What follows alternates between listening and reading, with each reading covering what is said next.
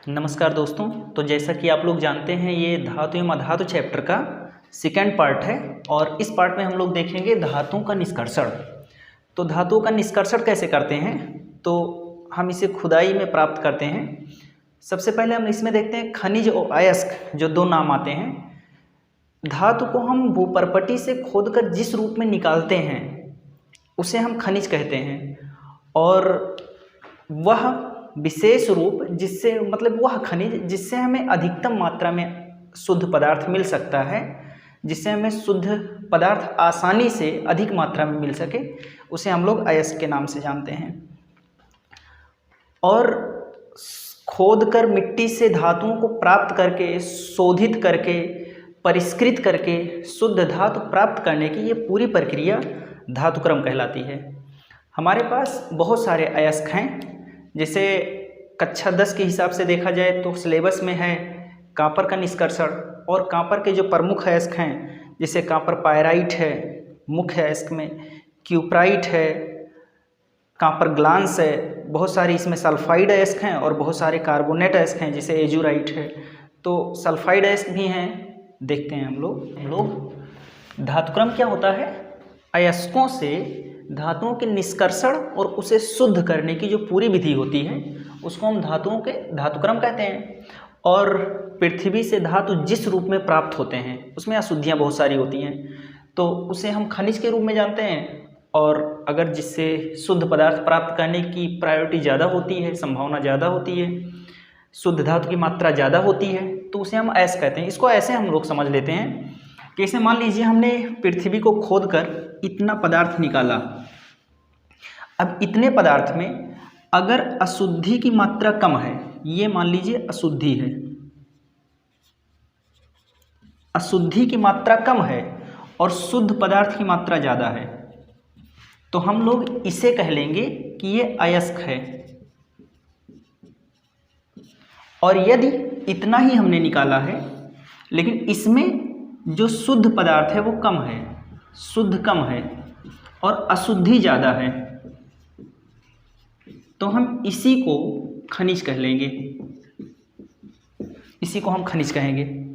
अशुद्धि अगर ज़्यादा है, अशुद्धि ज़्यादा है तो खनिज, कम है शुद्ध पदार्थ ज़्यादा है तो अयस्क। अब अयस्क कई प्रकार के होते हैं। जैसे सबसे पहला है ऑक्साइड अयस्क। ऑक्साइड अयस्क उसे कहते हैं जिसमें ऑक्सीजन अशुद्धि के रूप में उपलब्ध हो। सल्फाइड अयस्क है, सल्फर अशुद्धि के रूप में उपलब्ध हो। जैसे क्यूप्राइट है, जिसे रूबी कॉपर भी कहते हैं, Cu2O फार्मूला है। सबसे इम्पॉर्टेंट हमारे लिए है कॉपर पायराइट।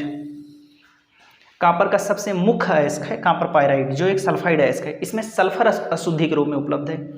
इसको हम लोग कैल्कोपायराइट भी कहते हैं, कैल्कोपायराइट। अब हमें देखना है ये इंपॉर्टेंट क्यों है, जबकि इससे ले अधिक आसानी से हम इससे कॉपर को प्राप्त कर सकते हैं। क्यूप्राइट से कॉपर को प्राप्त करना आसान है कॉपर पायराइट की अपेक्षा। फिर भी कॉपर पायराइट मुख्य है इसलिए है क्योंकि भारत में जो कॉपर के अयस्क उपलब्ध हैं वो अधिकतर कॉपर पायराइट के रूप में उपलब्ध हैं, तो इसलिए कॉपर पायराइट को मुख्य अयस्क के रूप में रखते हैं।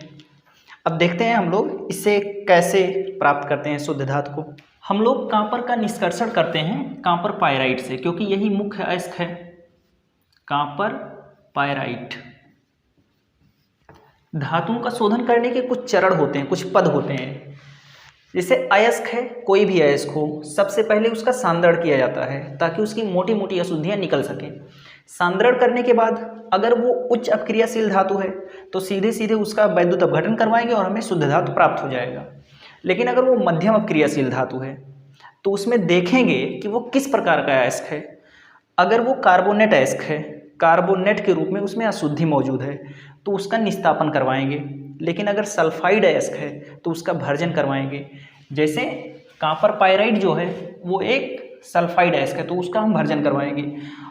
और फिर दोनों का हम परगलन करवाएंगे। जो कार्बोनेट है इसका निस्तापन करवाने के बाद उसका परगलन करवाएंगे, और भर्जन करने के बाद इसका भी परगलन ही करवाते हैं, और लास्ट में शोधन करवाएंगे। कॉपर पायराइट के लिए जो शोधन है बेसेमरीकरण द्वारा किया जाता है, बेसेमरीकरण द्वारा। इसमें जो कार्बोनेट अयस्क निस्तापन और भर्जन जो करवाया जाता है, ये दोनों क्रियाएं जो करवाई जाती हैं, ये करवाई जाती हैं परावर्तनी भट्ठी में, परावर्तनी भट्ठी में। और परगलन क्रिया जो करवाई जाती है, ये करवाई जाती है वात्या भट्ठी में।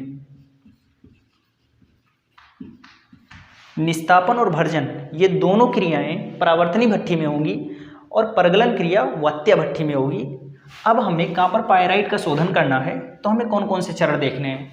सबसे पहले देखना है सांद्रण, इसके बाद हमें देखना है भर्जन, इसके बाद देखना है परगलन और इसके बाद शोधन, और फिर हम लोग कॉपर का निष्कर्षण पूरी तरह से सीख जाएंगे। तो देखते हैं सांद्रण क्या होता है।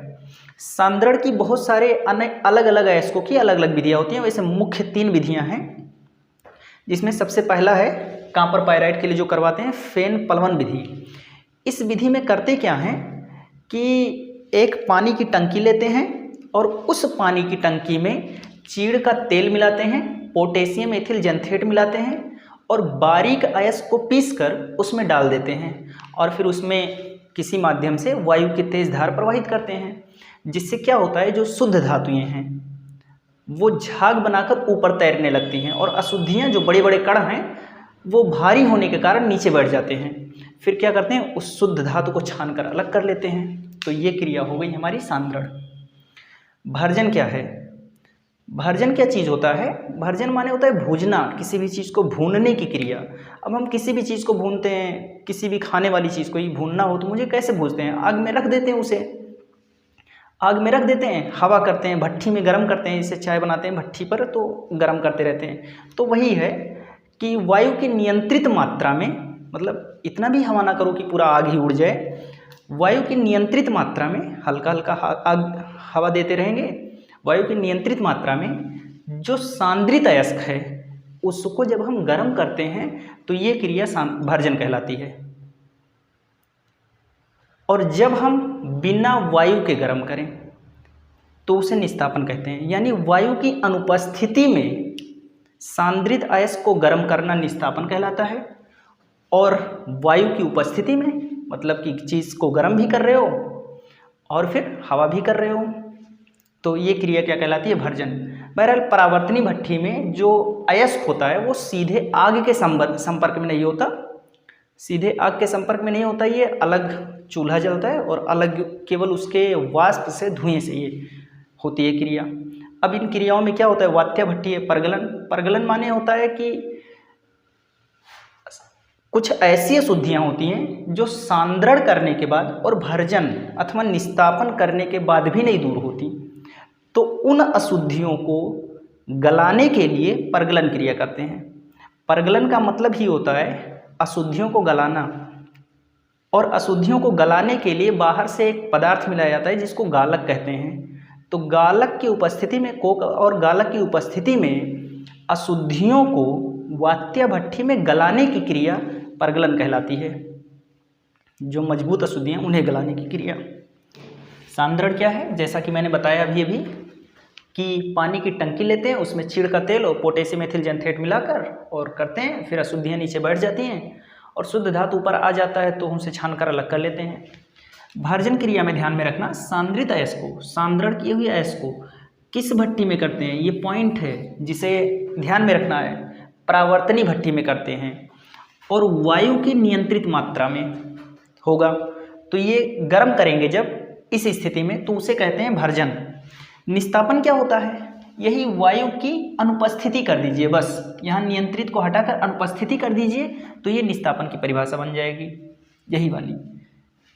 अब निस्तापन कब करते हैं? जब कार्बोनेट अयस्क होता है। तो निस्तापन तो हमें करना नहीं है कॉपर के निष्कर्षण में, हमें तो भर्जन करना है। भर्जन जब हो जाता है तो परगलन करवाते हैं। परगलन में पॉइंट जो ध्यान में रखना है, सबसे पहला पॉइंट, इसमें कोक और गालक मिलाते हैं अशुद्धियों को गलाने के लिए। दूसरा पॉइंट, ये वात्या भट्ठी में होता है और अशुद्धियों को पिघलाकर निकालने की क्रिया है ये परगलन। अब इन क्रियाओं में क्या क्या होता है? जब भर्जन करते हैं तो क्या होता है? सांद्रण में कोई रासायनिक क्रिया नहीं होती, रिएक्शन कोई नहीं होता। यहाँ भर्जन क्रिया से रिएक्शन होना शुरू होता है। तो भर्जन क्रिया का रिएक्शन क्या होता है, फिर परगलन क्रिया में क्या होता है, आगे बेसेमरीकरण होगा, उसमें क्या होता है, तो ध्यान से समझिए। तो अब हम रिएक्शन देखते हैं कि वात्या भट्ठी में जब भर्जन करवाते हैं तो क्या होता है। सांद्रित किए हुए अयस्क को जब हम भर्जन करवाते हैं परावर्तनी भट्ठी में तो कैसा रिएक्शन होता है, क्या होता है, देखिएगा ध्यान से। सबसे पहला चीज जो CuFeS2 है, जिसको हम कॉपर पायराइट कहते हैं, जब इसे परावर्तनी भट्ठी में गर्म करते हैं तो गर्म करने का मतलब ही होता है ऑक्सीजन से अपक्रिया करवाते हैं। और जब ये ऑक्सीजन से अपक्रिया करता है तो दो चीजें बनाता है। एक तो बनाता है ये Cu2S और एक ये बनाता है FeS, ferrous silicate, sorry ferrous silicate नहीं है, और एक बनाता है सल्फर डाइऑक्साइड गैस। अब इसे संतुलित करना है तो संतुलित कर लेते हैं हम लोग। यहाँ पर 2 लगा देते हैं और यहाँ पर 2 लग जाएगा, बस संतुलित हो गया। तो सबसे पहला रिएक्शन ये होता है, यानी कि जब भी कॉपर पायराइट को जब हम गर्म करना स्टार्ट करते हैं तो ये दो चीज़ें बनती हैं। इन दोनों चीज़ों को मिला जुला नाम क्या है, इन दोनों का जो मिश्रण प्राप्त होता है, ये सल्फर डाइऑक्साइड है, ये तो गैस से उड़ गया, कुछ अशुद्धि तो दूर हुई सल्फर की, और इन दोनों का मिश्रण कहलाता है कॉपर मैट। Copper matte. अब इस कॉपर मैट का जो FeS है, ये FeS जब और ज़्यादा गर्म होता है, जब ये FeS और ज़्यादा गर्म होगा ऑक्सीजन की उपस्थिति में, तो ये बनेगा Fe, वो के साथ में निकलेगा FeO बनेगा और फिर बनेगा सल्फर डाइऑक्साइड गैस। यानी इसमें से आगे ऑक्सीजन से अपक्रिया हुआ कुछ सल्फर डाइऑक्साइड गैस और निकल जाएगी। संतुलित कर लेते हैं इसे।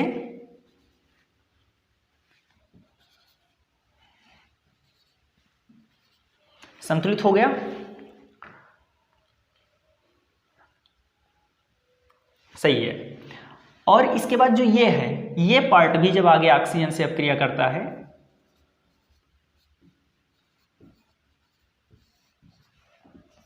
तो ये भी वही चीज बनाता है, ये बनाएगा Cu2O प्लस 2SO2 और इसमें से भी सल्फर डाइऑक्साइड के रूप में गैस निकल जाएगी। ये इतनी क्रियाएं होती हैं। ये तीन के तीनों क्रियाएं किसमें होंगी, जब हम भर्जन करवाएंगे। भर्जन, जब हम भर्जन करवाते हैं किस भट्टी में, परावर्तनी भट्टी में, तो इतनी क्रियाएं होती हैं।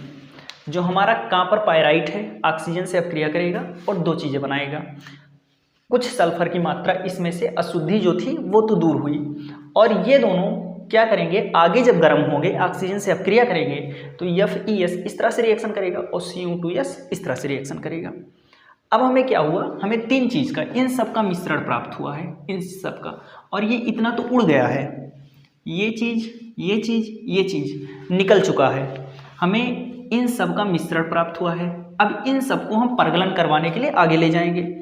परगलन क्रिया में क्या होगा, जब हम परगलन क्रिया करवाएंगे तो हमारा ये वाला FeS जो बचा हुआ है, जो ऑक्सीजन से अपक्रिया नहीं कर पाया था, वो आके Cu2O से अपक्रिया करेगा। इस तरह से FeS आकर अपक्रिया करेगा Cu2O से, क्योंकि यही हम इतना चीज लेकर जाएंगे और आगे हम वात्या भट्टी में परगलन करवाने के लिए डालेंगे। तो क्या होगा, जो ये वाला हिस्सा ये इससे अपक्रिया करेगा 2O से, और फिर क्या बनेगा देखिए, एक तो बनेगा FeO और एक बनेगा Cu2S, यानी ये इसके साथ में निकल गया तो Cu2S बना 2S। मतलब क्या हुआ कि भर्जन क्रिया में जो ये चीज़ बना था, ये चीज़ और ये चीज़ आपस में मिलकर ये दोनों रूप में हो गए। देखिए ये चीज़ और ये चीज़ दोनों मिलकर इसमें और इसमें बदल गए, यानी अब हमारे पास ये दोनों हैं। आगे यही क्रिया क्या होगी परगलन क्रिया में, जो थोड़ा बहुत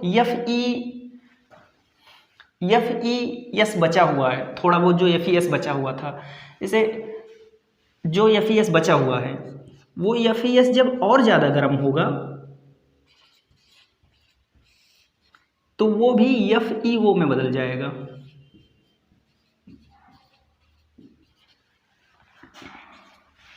मतलब कि परगलन क्रिया में क्या होगा, भर्जन क्रिया से हमारे पास क्या आया था, ये इतना हिस्सा आया था, इसमें से ये और ये दोनों आपस में रिएक्शन करेंगे और इसमें बदल जाएंगे, और जो चीज़ इसमें भी आई थी अगर ये थोड़ी सी बच गई है तो ये ऑक्सीजन से अपक्रिया करके इस तरह से, और ये भी इसमें बदल जाएगा। अगर आप ध्यान दें तो ये वाली रिएक्शन और ये वाली रिएक्शन दोनों सेम रिएक्शन है। तो अंततः हमारे पास क्या बचा, FeO, यानी ये चीज़ FeO में बदल चुकी है, और जो Cu2O था वो Cu2S में बदल चुका है। बहरहाल अब भी इसमें Cu2O की कुछ मात्राएं होंगी, और जितना भी FeO में बदला, यानी ये FeO में बदल चुका है, तो FeO की जितनी भी मात्रा है, ये FeO की मात्रा जो हम लोग गालक यूज करेंगे, इसमें अम्लीय गालक यूज करते हैं, उस अम्लीय गालक SiO2 से अपक्रिया करके FeSiO3, जिसको कहते हैं फेरस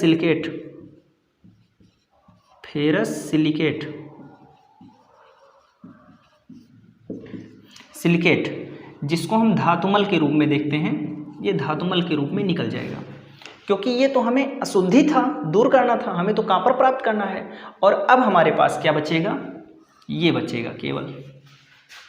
बहरहाल इसमें कुछ मात्रा Cu2O की भी होगी, इसकी भी होगी, यानी परगलन क्रिया में ये हुई हमारी परगलन क्रिया में FeO जितना मात्रा में बना वो सारा का सारा फेरस सिलिकेट के रूप में निकल गया। जो सल्फर डाइऑक्साइड हो तो गैसीय अवस्था में वो तो निकल ही जाएगा, तो हमें क्या मिला, Cu2O मिला। और ये Cu2O को अब आगे ले जाएंगे, जो बची हुई चीज़ें हैं उसको हम आगे ले जाएंगे और बेसेमर परिवर्तक में भरेंगे।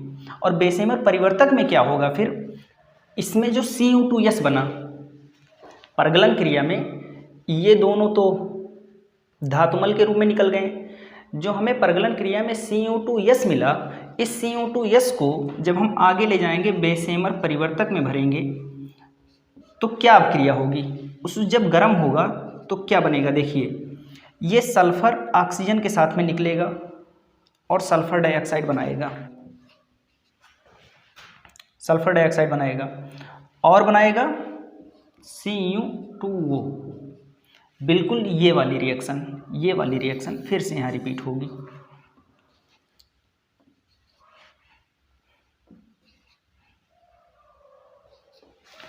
मतलब कि भर्जन क्रिया में हमें इतनी चीज़ें मिली थी, इतनी चीज़ें जब परगलन क्रिया के लिए आई तो परगलन क्रिया में ये और ये मिलकर क्या बन गया, ये दोनों सब पूरा का पूरा इसी फॉर्म में रहेगा पूरा। और जब इस फॉर्म में आ गया तो इस फॉर्म में से जो ये वाला हिस्सा था ये फेरस सिलिकेट के रूप में पूरा निकल जाएगा और बचेगा हमारे पास केवल यही, और कुछ मात्रा में Cu2O बचेगा, क्योंकि Cu2S जो यहाँ से आया ये आगे भी Cu2O में बदल गया, देखो।